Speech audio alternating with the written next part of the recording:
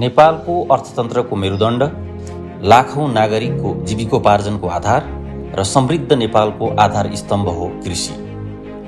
कृषिलाई आधुनिक, व्यावसायिक, प्रतिस्पर्धी र दिगो बनाउने लक्ष्यका साथ आर्थिक वर्ष 2073-74देखि स्वदेशी सोच, स्वदेशी लगानी तथा आन्तरिक संस्थागत जनशक्तिबाट तयार गरिएको राष्ट्रिय कृषि आधुनिकीकरण कार्यक्रम साबिकको प्रधानमन्त्री कृषि आधुनिकीकरण परियोजनाले देशभर परिवर्तनको एउटा नयाँ अध्याय सुरु गर्यो। सरकारको 10 वर्षको अथक प्रयास, कृषिमा इन्जिनियरिङ र नवीन प्रविधिको प्रयोग साथै किसानहरूको मेहनतले आज नेपालको कृषि क्षेत्रमा उल्लेखनीय उपलब्धिहरू हासिल भएका छन्।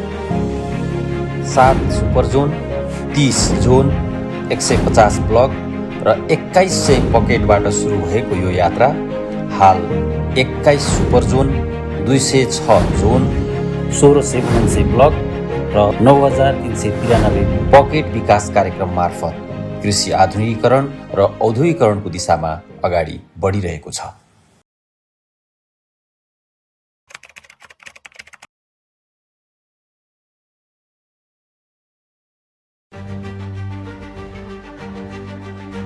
कृषि आधुनिकीकरणको पहिलो आधार हो उत्पादन र उत्पादकत्व वृद्धि। राष्ट्रिय कृषि आधुनिकीकरण कार्यक्रमले आफ्नो कार्यक्षेत्रमा देशभर खाद्यान्न, तरकारी, फलफुल, आलु, मसला, दलहन तेलहन तथा कफी जस्ता उच्च मूल्यका बालीहरूको क्षेत्रफल विस्तार गर्दै किसानलाई व्यावसायिक खेतीतर्फ प्रेरित गरेको छ। उन्नत बिउ, आधुनिक खेती प्रणाली, चक्लाबन्दी, भूमिको वैज्ञानिक व्यवस्थापन र प्राविधिक सेवा टेवाका कारण उत्पादन मात्र होइन, उत्पादकत्वमा पनि उल्लेखनीय सुधार आएको छ। पानी बिना कृषि सम्भव छैन। त्यसकारण राष्ट्रिय कृषि आधुनिकीकरण कार्यक्रमले सिँचाइ पूर्वाधार निर्माणलाई विशेष प्राथमिकता दिएको छ। देशभर हजारौँ साना सिँचाइ आयोजना निर्माण गरिए, जसले करिब 43,000 हेक्टर जमिनमा वर्षैभरि खेती गर्ने सम्भावना सिर्जना गर्यो। यो सँगसँगै माछा पोखरी, नर्सरी तथा बिउ स्रोत केन्द्र, पशु नस्ल स्रोत केन्द्र, आधुनिक बाख्रा तथा गाई भैँसी गोठ आदि पूर्वाधारहरू स्थापना गरी कृषि उत्पादनको आधारलाई अझ सुदृढ बनाइएको छ। विश्व आधुनिक कृषितर्फ अघि बढ्दै गर्दा नेपाल पनि प्रविधि मैत्री कृषि प्रणालीलाई तीव्र गतिमा अघि बढिरहेको छ। संरक्षित खेती, plastic tunnel, green house, tissue culture, screen house, जैविक मल उत्पादन तथा उन्नत प्रविधिको प्रयोगले उत्पादनको गुणस्तर र आम्दानी दुवैमा वृद्धि भएको छ।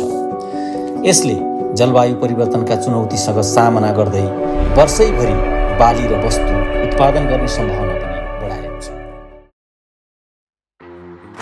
कृषिमा बढ्दो श्रम अभावलाई प्रविधि मार्फत समाधान गर्नु आजको आवश्यकता हो। यस आवश्यकतालाई मध्यनजर गर्दै देशभर कृषि यान्त्रिकरण कार्यक्रमलाई तीव्र रूपमा विस्तार गरिएको छ। कस्टम हायरिङ सेन्टर मार्फत कृषि यन्त्र, औजार र उपकरणको सहज पहुँच प्राप्त भएको छ।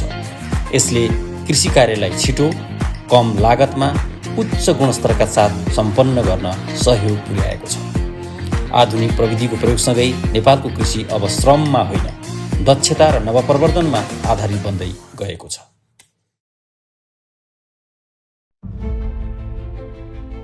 कृषि उत्पादन बढाउनु मात्र पर्याप्त हुँदैन। किसानले आफ्नो उत्पादन सुरक्षित राख्न, प्रशोधन गर्न र उचित मूल्यमा बिक्री गर्न सक्नुपर्दछ।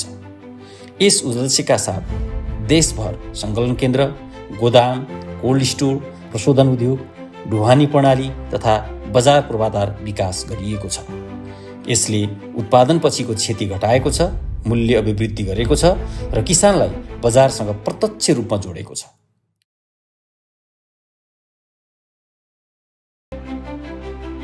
कृषिको दिगो विकासका लागि पूर्वाधारसँगै दक्ष जनशक्ति पनि उत्तिकै आवश्यक हुन्छ।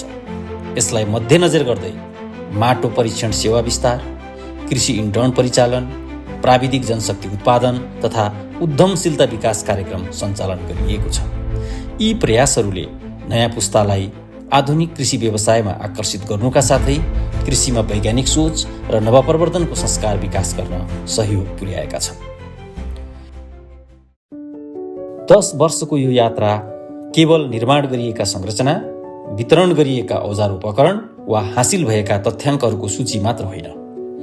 यो लाखौं किसानको सपना, हजारौं कृषि प्राविधिकको समर्पण र आधुनिक कृषितर्फ नेपालको सामूहिक यात्राको जीवन्त प्रमाण हो। राष्ट्रिय कृषि आधुनिकीकरण कार्यक्रमले कृषिलाई उत्पादनमुखीबाट व्यावसायिक, परम्परागतबाट आधुनिक र निर्वाहमुखीबाट उद्यमशील कृषि प्रणालीतर्फ रूपान्तरण गर्न महत्त्वपूर्ण योगदान पुर्याएको छ। आगामी दिनमा पनि नवप्रवर्तन, प्रविधि, इन्जिनियरिङ, दिगोपन र किसानको समृद्धिलाई केन्द्रमा राख्दै कृषि विकासको यो यात्रा निरन्तर अगाडि बढिरहनेछ।